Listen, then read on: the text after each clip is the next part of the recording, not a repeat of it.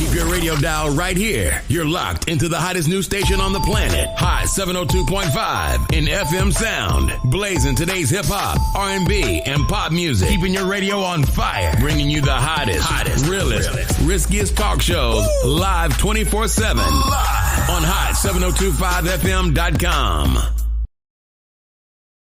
Tune in now on hot7025fm.com.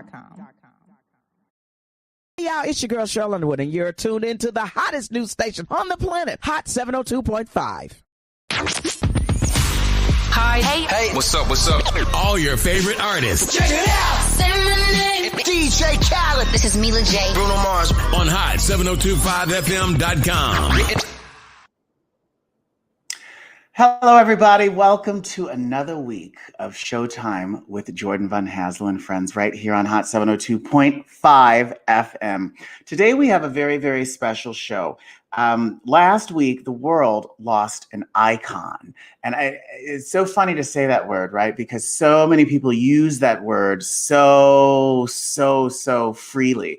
But this woman was an icon whose talent and grit and creativity and just stick-with-itness inspired millions and millions and millions of people across generations, across genres, across artistic mediums. And that woman was Tina Turner. So today we're gonna actually have an extended show. For 2 hours, we're gonna celebrate this wonderful legend. I have some new friends and I have some old friends here to discuss exactly what she meant to them and how they've been celebrating her in their own way. A little later today, we're going to talk to the wonderful music critic and journalist and biographer, Craig Seymour. If you had a subscription to Vibe magazine, you've read many of his cover stories, and you also probably read his biography on Luther Vandross. A little later today, friend to the show, who was on one of our first shows, legendary New York drag queen, is going to come by and talk about Tina and her run-ins with Tina, Her Royal Highness Princess Deandra. But right now, I am so very excited to meet a brand new friend. She is a local person from Vegas. She is an international star. She is a singer. And you all probably know her as an original member of En Vogue. So ladies and gentlemen, please welcome our new friend, Maxine Jones. So much for having me. Thank you so much for being here. It's such a pleasure. It's an absolute pleasure. You've been on my list of people that I've wanted to speak to for a very long time. We started this show back in 2020, right before the pandemic, and you've actually been on my list. So while I'm glad you're here, I hate that it's the death of Tina Turner that precipitated it. Yeah, me too. But I'm glad to finally meet you and talk to you. Indeed. So let's talk, because as coincidence would have it, you just did a show that was a tribute to Tina Turner right here in Vegas at the Fremont Street Country Club, yeah? Yes, I sure did. Yeah, it was my way. That was actually, I think it was April 8th. Around the 8th. Okay, yeah. I couldn't think of it. I was going to say the 15th or something. But I know it was a few months ago. But yeah, you know, she's just my idol. You know, I've always loved her. I always look to her for everything, you know, vocals, stretching my voice and just being more vocally. I think about Tina and her range. When I think about reinventing myself, I think about Tina. And, you know, I just wanted to pay homage to her and tribute to her because she's just phenomenal, you know, and then diving into all the material, I had to come up, like you said, she's so multifaceted. I had to come up with one area I could focus on and grasp, and that was vocally. I couldn't do the dance moves and, you know, just her energy and everything. It was just a lot. It was huge, humongous. And, you know, after taking everything on, I just thought, oh my God, are you crazy? Who do you think you are that you could cover this phenomenal woman, So it was a little bit stressful getting to that show day just because of that, Yeah. But I made it through. Thank God. You made it through. So how did the idea come up? So shortly before, because I've done I did a Nat King Cole tribute show shortly before we started this show, and I came to Las Vegas. I did it in New York, and it was a feat because, like you said, where do you start? So I started reading. I read 2 biographies, and I was like, what pieces of his story resonate with me? And then I listened to so much music, and it's like, okay, of course you have to have the chestnuts that everyone wants to hear. Exactly. But also, what are those songs that are like B-sides or that whoa, this is an amazing song that I think that people should know about. And it felt like a gargantuan task. How did this start for you? Well, just like you said, coming up with those songs that everybody loves and needed to hear, like Simply the Best and Proud Mary and Nutbush. I've been following her for probably since I was a kid. And there was an obscure album that I'm just really surprised that it didn't do. I just didn't hear about it more. And that was, I think it was called 24/7. For some reason, I keep thinking of that. But there was a song, a bunch of songs on there, but one of the ones I covered. That was in 99, 2000-ish, somewhere around there. Yes, I remember that. And that was such a phenomenal album. When the Heartache Was Over, I think. Yeah, was the single it was one album. of those. Yeah, and I covered Falling. That was just one of my all-time favorites of hers, and I was so glad to just get to do it in the show. Although most of the audience had never heard it, so yeah. But yeah, I didn't mean to take you. I didn't mean to. But I started. You mentioned that album, and I started thinking about it. Yes, that was a great album. The whole entire album. To me, it should have been huge. I was just so surprised that so many of the singles, maybe they took off in Europe, but I felt like we should have been hearing them on our stations here a lot more. That was that. And I decided to do it because I love her so much. When I was with the group En Vogue, one of the things we did. I forget the year, but for the Soul Train, it was maybe one of the award shows for Soul Train. We decided to pay tribute to some of the people that influenced us, and I hands down, I picked Tina for sure, and I got to cover Tina and Shaka, and I got to cover both Tina and Shaka,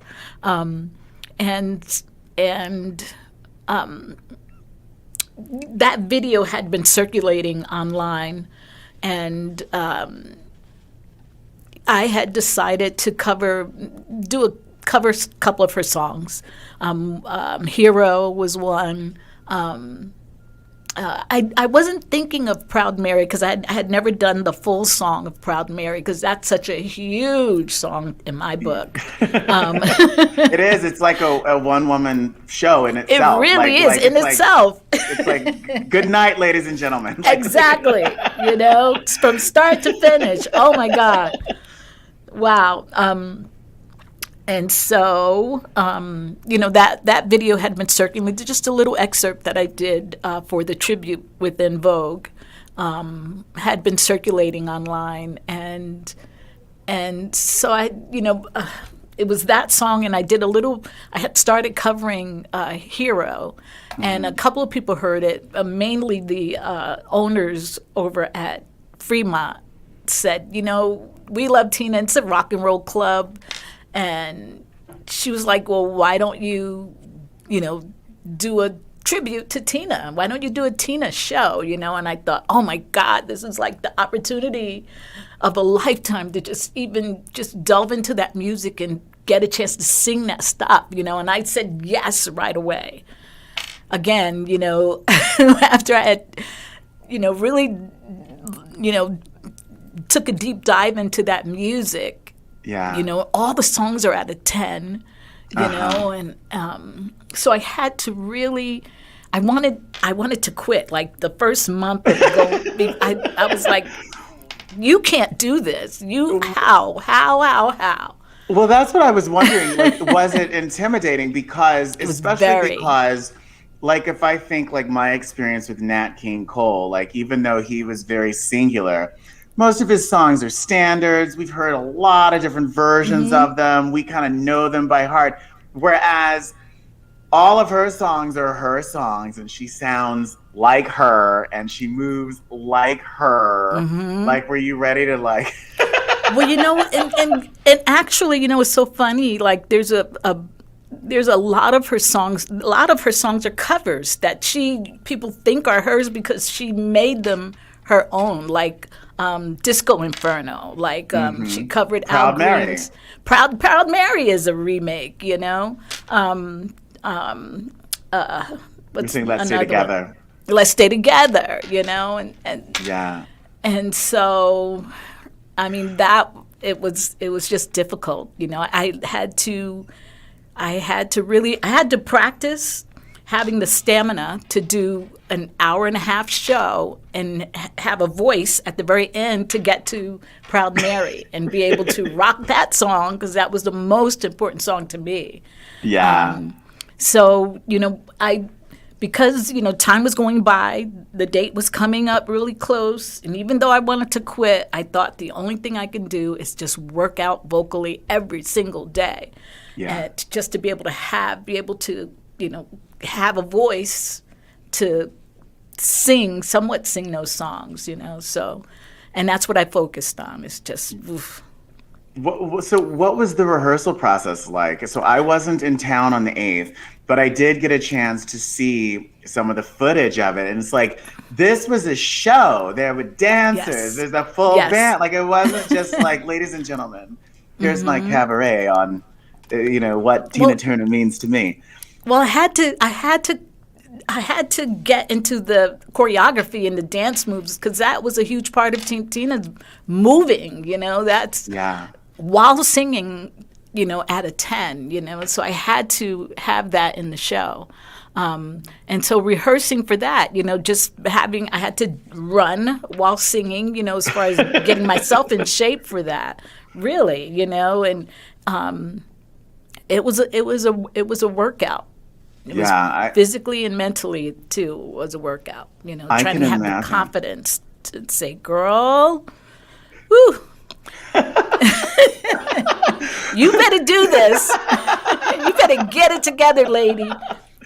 I love it. So they came to you with the idea of like, let's do a show. So as far as just the overall concept of the show and the choreography and what it all was going to look like. Did you have collaborators on it, or I hired I definitely had a artistic director to come in and just lay the whole foundation. I came up with the songs I felt were important to cover, and you know, and between the musical director and the artistic director, a really wonderful lady by the name of Lena. Why do I want to say Perel? Oh my gosh. But Lena's fabulous. She's a fabulous choreographer. She also worked on the production with the Pussycat Dolls when they did, oh my gosh, Moulin Rouge. Did they do that? Yeah. But she was a big part of that, the music video and all of that with the original members. And she's just a choreographer. She also worked with En Vogue back in the day. And I'm blessed that she lives right here in Vegas. And so she came on, and took on the the artistic direction of the show and just worked it out and found those fabulous dancers. Isn't that one of the great things about living in Vegas, though? It's kind of like living in a barn. It's like, hey, Maxine, call up these 3 people. Let's go put on a show. Yes. There's a lot of amazing people here. Oh, yes, so true. So many amazing people here. So much talent. And then, of course, you know, it's kind of like the performing space the performing space on the planet when it comes to shows and so it's like living everything is here. perpetually in one of those old Mickey and Judy movies, you know? Yeah, it's like, let's just start it really tap is. dancing. Exactly. There's always something going on, and a place to be, and a place to do it, and a place to see it. Yes. Totally. How long have you been in Wonderful. Vegas? It's only been 3 years now. Yeah. Okay. But I came here right during the pandemic, like right before the pandemic happened, like a month or so before everything started to shut down. Oh my goodness. So you literally could have been my first guest. Yeah. We started like a couple of weeks before I pandemic. can't believe you guys just started. This is really wonderful. What brought you to Vegas? Like, what made you say, hey, okay, you know what? We're moving to Nevada IE. You know, my business partner had moved here from Atlanta like maybe 3 or 4 years before. And he kept saying, Max, you need to come to Vegas. I'm in Vegas now. This is really a hot spot. You need to come here. You know, we could probably find you some shows here. You could really make things happen here.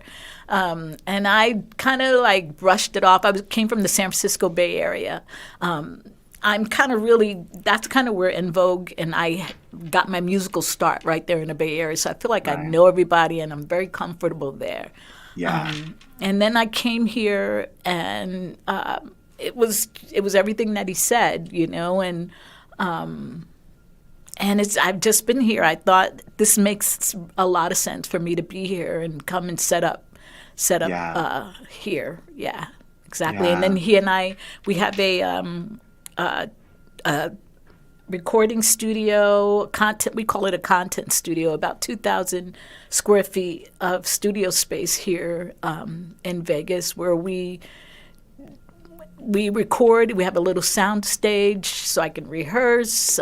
We have an LED wall. We can create content. Like I said, it was right before the pandemic. So, you know, us setting that up right then was just perfect because I just we thought everybody was going to be indoors forever, you know, shut down and in lockdown for ever, you know. And so we kind of set up a space where we could just create content and do shows if I needed to right there, pay-per-view or live streaming, anything right there. And so we still have that space, you know, as well. Yeah. And yeah, I've been here ever since. Yeah. That's exciting. Yeah. So going back to the Tina Turner show, put in a lot of work. It was one night only. It was one night only. Is it something that you think you're gonna either develop into something even bigger or do again or maybe tour with? Because I always think, I'm sorry, no, go for it. you go ahead. No. Oh, no, I was just going to say, because I always think like, you know, like you put in so much time for the rehearsal and you put in so much, you learn so many lyrics, you learn so many dance steps, you learn so many, and then you do it and it's over. Yeah, exactly. All that work, 3 months of prep. I mean, it's always like that for every show, though. It's like all this prep and all the stress for a half hour or for, 45 minutes, an hour or so, yes. But yes, definitely, that was the whole plan, was to make it an ongoing thing. And that was the reason why we went all out with the production, because we wanted to be able to sell that show. And because of that show, we've gotten a lot of interest. And definitely an opportunities to not take it on the road, but to be a regular here in Vegas doing that show. I haven't thought about taking it on the road. I always thought I wanted to be holed up right here in Vegas because I just love that. I love it. Touring is hard, You like being able to go home at night, right? Yeah, exactly. Exactly. I want to sleep in my bed. Drop off my dry cleanings.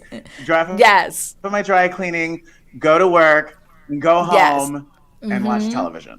Exactly. Or do some of all the other things I do. Exactly. Yes, that was my plan. But we've actually been asked to. People have been sending me notifications to please come to their area with this show. So I'm not close to the idea of taking it on the road if ever that opportunity happens. But right now, we are definitely gearing up and tweaking the show to be here locally and on a regular basis. Yes. Yeah.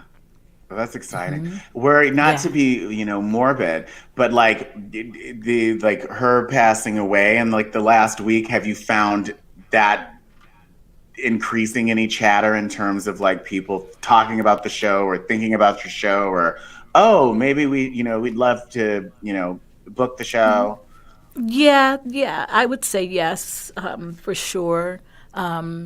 Although the chatter kind of was happening after this first show, some of the chatter that had been going on is just now coming even more to the forefront because of Tina's passing.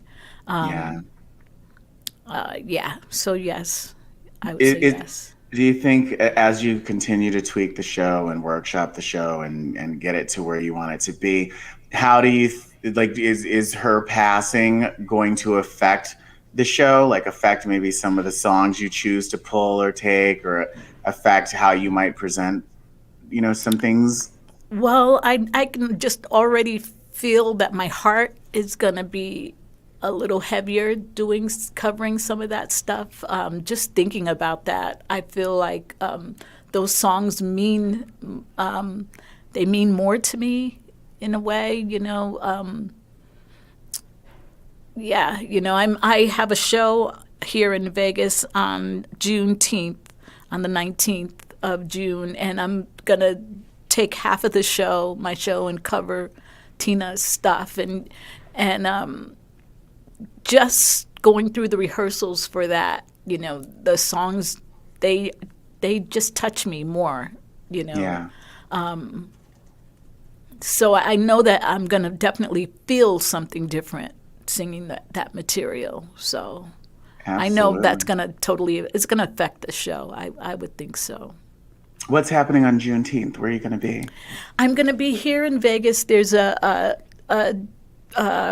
show for another radio station. I don't know if I can mention that. Is that okay? There are no other radio stations. There are no others, right? So I'll just leave it like that. There's a local show here in Vegas with another station. Wonderful. So you're going to do half of the Tina stuff, and then are you doing your solo stuff? Do you still do, like in your solo shows, do you do a lot of the En Vogue stuff, or do you? Yeah, I still. Or are you like a Madonna, where you're just like grab your guitar and say no, I don't do new music. Well, people want to hear. They do want to hear that En Vogue stuff too. So I'm always geared up to make sure I cover the key En Vogue songs as well. I'm going to spend a half an hour on Tina and half an hour covering En Vogue. So yeah. But I always wonder, like, how, artists with a huge catalog of hits that they may or may not love to still sing handle it. Just last week, I was in New York and I went and I saw Tom Jones at the Beacon. And it was so funny because like his like second and third song was like, it's not unusual to be What's loved. New Pussycat? And what's new Pussycat? I love those songs. But he did it in such a way of like, okay, let's get these damn songs out of the way so I can sing what I really want to be singing. I bet. Wow. You didn't save them for the end or anything. So I'm always curious as to how folks choose to present their work, particularly when they have like a really large legacy catalog that people are like, I need to hear that song because I remember it so well, Well, I covered them all, I go full out on them.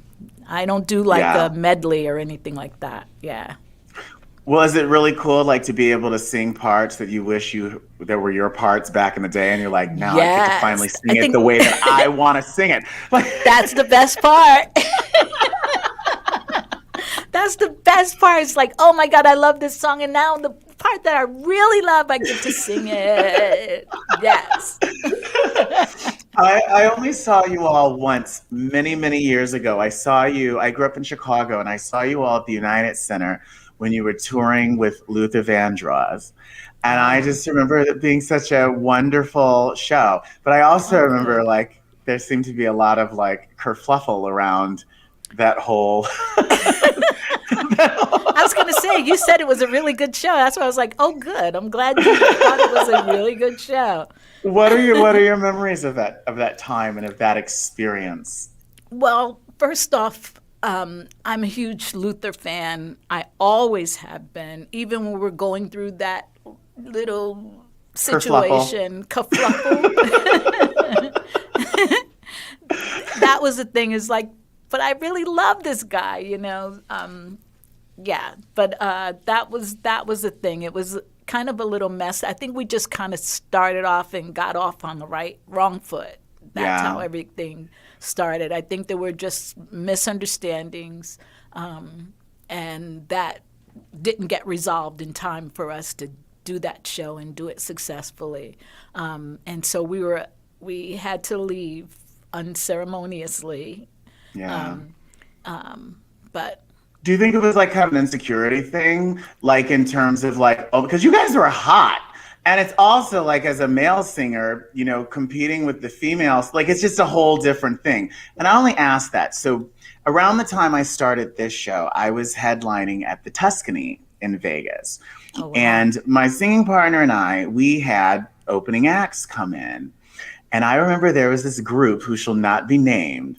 They were so good that I was kind of standing in the back of the theater watching this and watching the audience's reaction. I'm like, yeah, we can't book them ever again.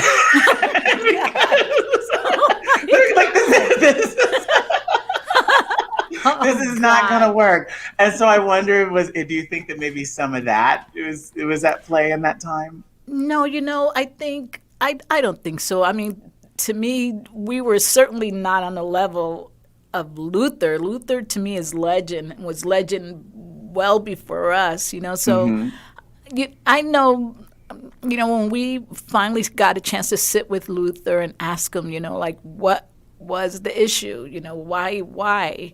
And he said to us that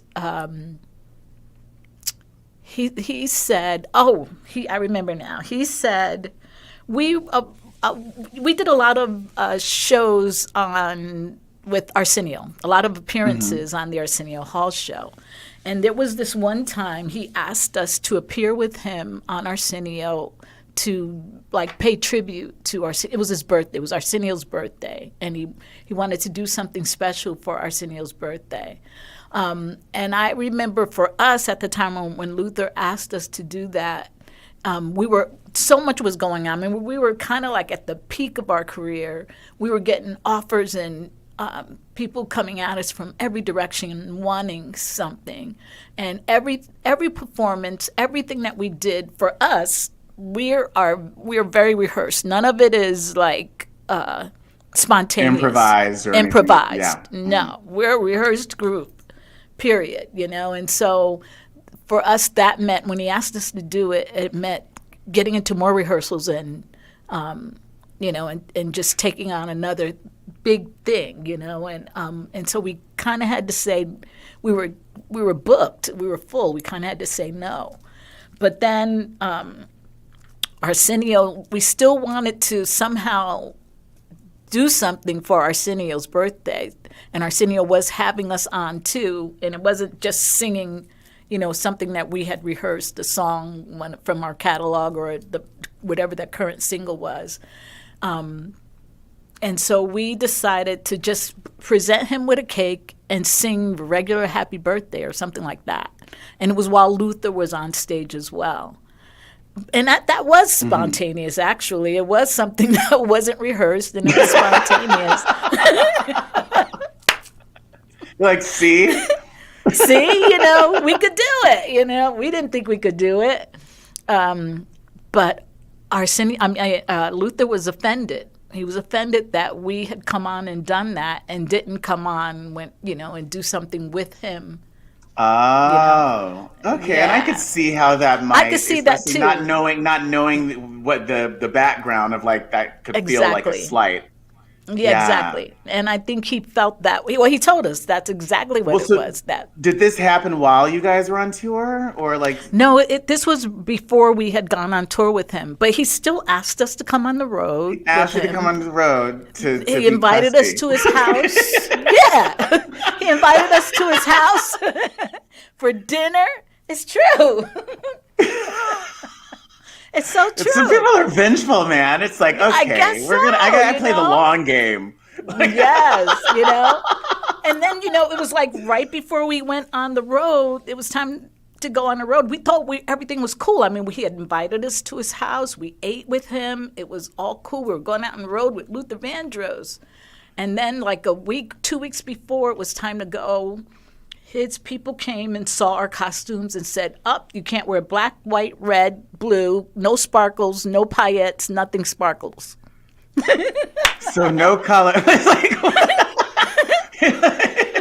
I hate to say this, but it's true.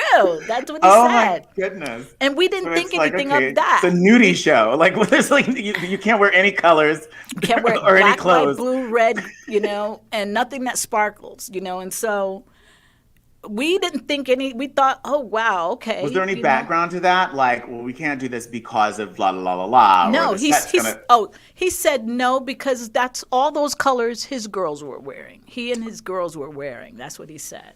And he said technically he's a girl group too. That's what he told us. So, I mean, and we could see that. Don't you hate a bitchy queen? Like, it's just like, oh. I can't believe I'm revealing all of this. So you can't wear any color under the rainbow. You can't wear sparkles. Nothing that sparkles. And I swear we were like really trying to figure it out. Like, oh, okay, that all makes sense. You know, we can't do any of those things. Even with that, you can't even wear a nun's habit. Like literally, like black, white. Yeah. Oh my goodness. Yeah. Okay, so that happened. So you couldn't wear any colors. So couldn't you're like, wear okay, any we're gonna colors try and to no figure sparkles. this out. Yes, and we tried, you know, and we had costumes made up, but they were all those colors, and of course they sparkled, you know. So we had to like scratch all of that stuff like 2 weeks before it was time to get on the road. And then the other thing that happened was I'm just laughing. Come with me on on an arena tour, but don't wear anything that'll make people look at you. But that's not even it. He told us. Now do you remember those shows were in the round? You know. Right. They were in the round. So he told us. Now his band is in the pit. And you know, when his band isn't in the pit, our band should have been able to be in the pit. You know, but he told us we couldn't use the pit. So how could we perform in the round with our band on stage? So I'm sure when you saw a circle, you saw the back of the stage, all the cords, everything. I know it's funny. It was awful though. It was like, oh my God. We tried everything to make it work with our band on stage with no colors, nothing sparkled, you know, it was a nightmare. And all of this we found out right before it was time to go on stage, right before it was time to get on the road with him. So we were literally every single day of that tour. Huh? Say that again? I said you were in it. So like there was, yeah, you were in it. I said you were in it. Like you couldn't. We had to figure it out as we were going along. And literally every day of the tour, every venue, we would get into the venue and try to figure out our show right there on the road. Like, how can we make the band, us work with this round? What are we going to wear? I mean, we were shopping, like trying to find stuff to wear every single day of that tour. It was a mess. And then he came up with these rules as we were going along, like we can't eat with his band during the it was a lot of stuff. We can't eat with his band. During the lunch area, the lunchtime, you know, there's every day that you're working, there's a time when they hire like a whole crew of people to come in and cook for everybody so that the crew, the bands, everybody eats. But we couldn't eat with his band. So that meant them having to figure out someplace else to set us up, set our food up somewhere. And some of the times it was like in the basement in these weird places, you know, they had to bring and carry food down so that our crew and band could eat. So there was that. And then I think straw that broke the camel's back was he told us, I think the very last time we performed with him, he told us, and this was a huge arena, he told us that we could not pass his dressing room to get to the stage. And the stage was like really close. The stage door was really close. His dressing room was in between.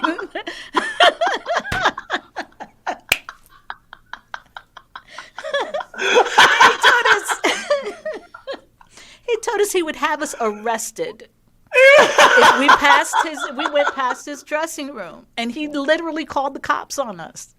Did he really? He called the cops. The cops showed up and said, technically, you know, it's his show. It's, you know, this was his tour, and he was the headliner, so he could make those kind of rules. And that if we crossed past his dressing room, if he said we couldn't, then we can't. And if we passed, they had set up these golf courses to literally take us all around the arena just to get right there to the doggone stage door. I don't know if I'm disgusted or excited. It's so petty, and it's such a wonderful waste of money. It's just like, yes. Well, you know what? It's so funny. While it was happening, I felt like that. I was like, yes. Can you imagine him not letting us pass his dressing room? This is awesome. Like old school crustiness, because you really can't get away. People can't get away with that kind of things now anymore. Like if you were a modern media. That's what I'm saying. If this happened now, and he were whoever, and you were a young girl group, immediately the TikTok would come out. You know what I'm saying? Immediately all the the Twitter drama. Yeah, totally. And he'd, get carted away like, Ellen DeGeneres, like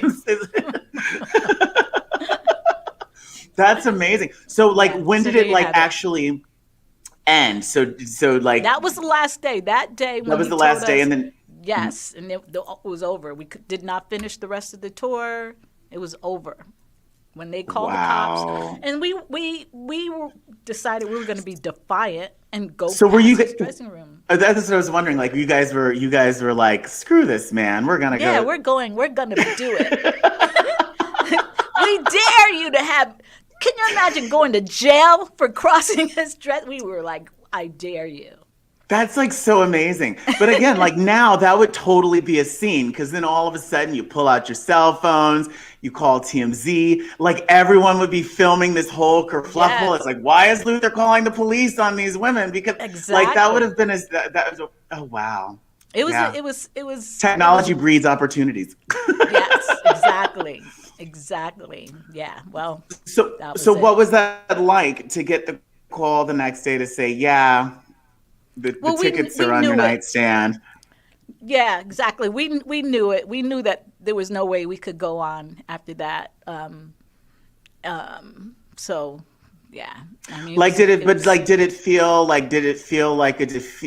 feel were you indifferent? Were you like angry at him? Were you like embarrassed? No. Like, oh my God, we got like, what did it feel like? It was like, I personally felt like, woo, I think we all felt like we needed to get off that tour because it was very difficult. And our show, I felt like our show was lousy. Our show was just totally suffering because of all those rules he had, and all those, obstructions he had put in the way of us putting on a great show. So we were glad to get off that tour. It was great that it was over and we didn't have to finish, because there was the second leg of that tour was in Europe. So oh goodness, yeah, we couldn't have. He'd be throwing sauerkraut at you. Yeah, exactly. It would have been awful. Yeah, would you say, I don't know much about your life, like just like, pre En Vogue, you becoming a public figure, but are you and have you done exactly what you wanted to do? Or when you were young, like what did you see yourself becoming as an artist or music, or like what was your goal back then? Well, I started singing as a little girl in Paterson, New Jersey, and it wasn't until after seeing Tina and Shaka and all my idols really out there doing it, I never thought that I could do it. I just thought I had this talent to do a little singing thing, and that was it. I was really happy with that. And then I moved to California as a teenager, and I was a hair braider, honestly, and I thought I would be doing that the rest of my life because well, if you want to, I can swing by after the show. You got some clients for me? Yeah, I got some new growth. So hey, holler. I'm sorry, I could. No, it's okay. No, and and as when I was in high school, I was braiding. I say professionally because I had a 6-month waiting list. I had corporate women just flying from all around the world, mainly in the States, all over the States, coming for me to do their hair. And so I thought that that's what I would be doing for the rest of my life. I mean, I was making good money, and then I had friends who were like, "Do you think that's what you're going to be doing for the rest of your life? Come on, girl, get your butt in school, And so after high school, I decided to take some courses at the junior college, and the only thing I could think of that I wanted to do and learn to do more of was music, And so I just took everything music, I started singing in the college choirs. I sang in choirs in high school too, and so it was just natural for me. I knew how to blend, and that was, to me, was satisfying. Being in a choir and singing with a group of people. Because it's a nice feeling, right? Especially when you hit those specific chords and like and 8 different parts, and it just is soaring. Exactly. Yeah, I love that feeling. And at the time, there's the musical director at Merritt College in Oakland. She was always like nagging at me to sing solo stuff, and I was always so self-conscious and shy. But she would give me material and ask me to cover it, and then just push me to do it more and more and more. And then, a couple of the choir was huge, and so a couple of the members of the choir had their own bands around in the Bay Area. And San Francisco Bay Area, musically at that time, was just phenomenal. I mean, while I was out there and they were out there, and we all were out there, the Tonys was there, MC Hammer, Rosie Gaines, Lenny Williams, all these great people were out there locally on the scene, and so many people you haven't heard of that are so phenomenal. So I sang background for a lot of these people, and I would go to auditions and was terrible because I was always so self-conscious and shy. But over time, by the time the En Vogue auditions came up, I had been singing background and singing in the choir and doing so much musical stuff that I felt confident going into those auditions and making it. So that's how that came when you made it, was there like a sense of, I mean, I don't know how it was presented to you, but was there like a sense of like, oh yeah, I'm about to hit the big time? Or was it just like, okay, here's a new gig, here's a new opportunity, let's see what happens with this? Well, the producers, Denzel Foster and Thomas McElroy, they were famous already. I mean, they were Club Nouveau before they were producers on their own. And so, they were hot in the area. And so when they were holding these auditions, I had heard about the auditions like months before I actually showed up. And I was you had to be recommended to go there. You couldn't just show up. And so finally, I got this person who I worked in a hair salon, and so a lot of musicians and people would come through the salon, and I got someone who had a connection to recommend me to the audition. So that's how I finally was able to get to that audition. So I was, when we were, the four of us actually were there the same day. There were 5 members there. And the 4 of us were there. And it felt good being there. I felt like I could do this, I could hang with these girls, and I think it just helped having all that choir experience, because I knew how to blend, and listen. And listen, basically listen and hear and blend and all of that goes along with being in a group. I was really prepared for that. And so when, the thing was, though, the group was only supposed to be 3 members. So I knew that out of the 5 of us, 2 people were not going to make this group. But, they did this final thing where they had us all, besides singing with each person, singing together and them figuring out the blend and all of that, they made each of us sing one of the songs that were going to be featured on the 2 producers, Denzel Foster and Thomas McElroy's album. They wanted this particular song to feature this group, this new group they were presenting. This was an album presenting really their productions with all these artists. And so they wanted each of us to sing that particular song solo, and that was Waiting on You. That eventually made our album. That was the actual audition. Dawn winded up being, her version of it winded up being the featured, the production of the song. But it was a toss-up between her and I. So I felt good I felt good that I had a good chance of being a member of this group. So yeah. Is that a thing? Like when you're in like a girl group like that, like often, like if you're like in a band, it's like, I'm the lead singer, you're the lead guitarist, you're the bassist. Everyone has their own place and it's like known. Is that like when you're in a girl group, is that like something that like you guys kind of like duke out over like, no, but I love that song. Give me my song. It's going to be my song. It's going to, you get away from my song. No,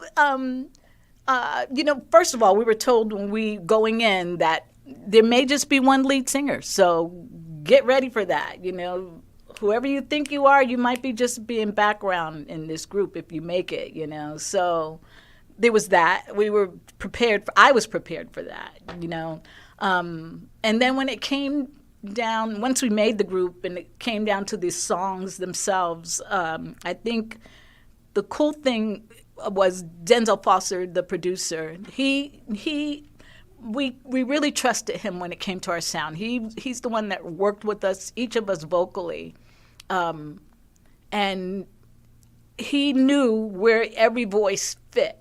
So he knew like, Max, you should be on this part, and this song I want you to cover, and Dawn, this is you and your part, and Cindy, you're going to be up here on this part, and at first I was a little bit disappointed after making the group that I had to sing the bottom, because I'm a soprano, we're all sopranos, but I had to be the alto person, so and I had never sang alto before. I was always in those choirs singing soprano, and totally. and But you can hear you did all that. But you did all that choir work, so you can hear all of those funky, counter melodies. So that's right. Yeah, I mean, I started to really appreciate them once I was on the bottom, because before that, I felt like all the pretty and lyrical stuff was always at the top, and I just loved being a soprano.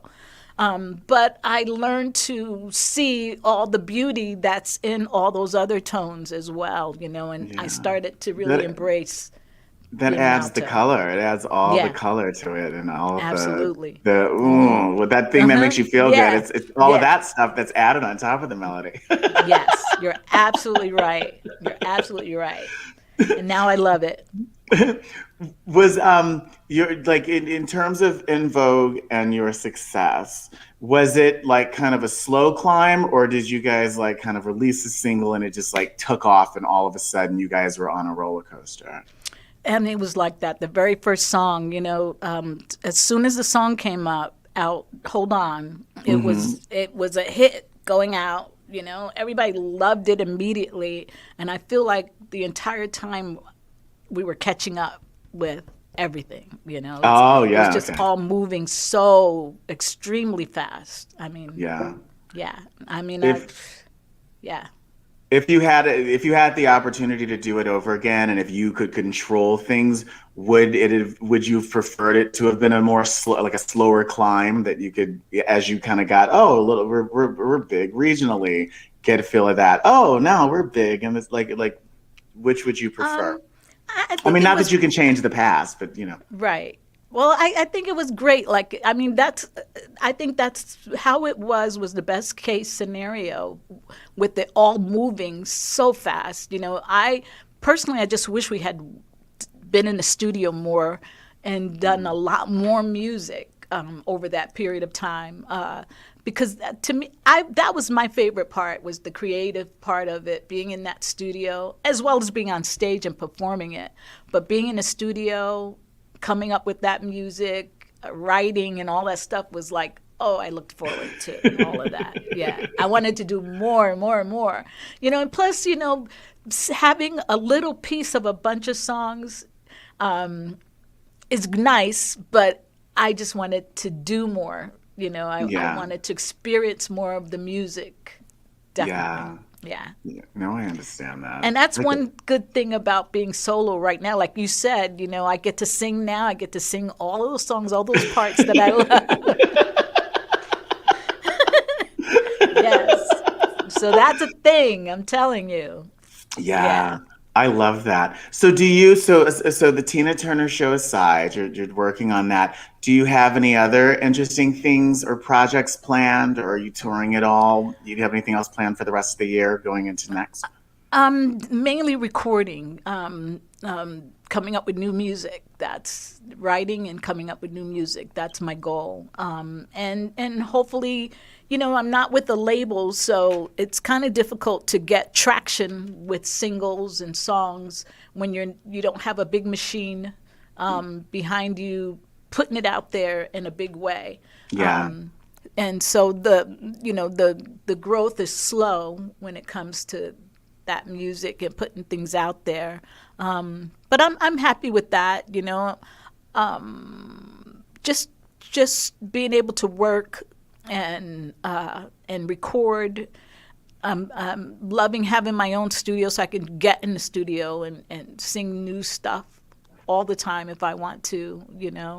That has to be really awesome, because I'm sure, like, I know I've thought that in my time, like sometimes, like, I'll like wake up and there'll be something caught in my throat and it's like, this is a really interesting sound. If only I had like a studio that I could just run in and lay something down and see how this sounds. So it has to be really fun to be able to just like do your thing whenever you want. What's your process? What's your creative process? Like, do you songwrite every day, or do you have a pattern? How do you go about creating? Well, I work with a couple of different producers who mainly they send me material, like tracks usually, and they'll say, Max, what do you think of this?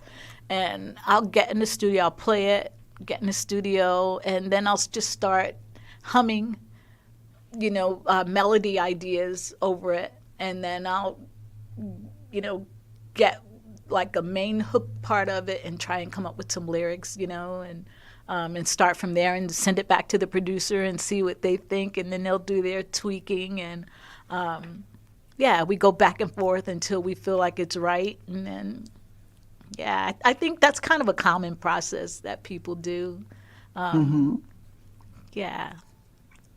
That's pretty much it. Is there anything you haven't done? You've toured arenas, you've had hit records. You've been fired by crusty divas.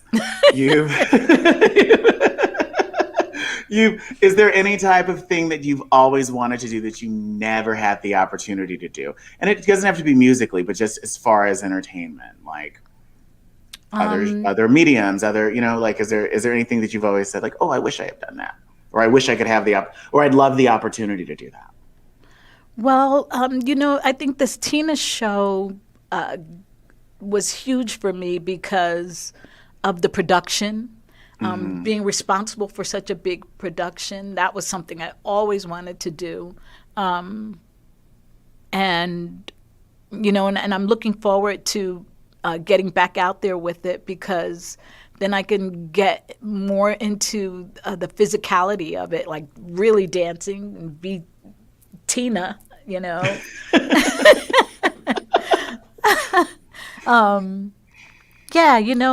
think it's the Tina show, like diving more into that kind of production and kind of performance. Yeah, because she was everything. She sang, like I said, at a 10 and danced at a 10, and I mean, that's like the ultimate. I grew up listening to Tina, Tom Jones, and, all of those great musicals, and, all that kind of entertainment growing up was huge for me and totally an influence on me. So I want to be that person. Yeah. Well, I can't wait until you reopen. I will be front row. Awesome. Thank you so much for joining me, Max. Thank you so much, It's been such Jordan, a pleasure to get acquainted with you. This was fun talking to you. Yeah, you must come back, and you must come back again. I really appreciate it. Thank you for being you and for sharing your memories and thoughts about Tina Turner. And all of you out there in Radioland, stick around. We have a couple of more friends coming up. Thank you so much.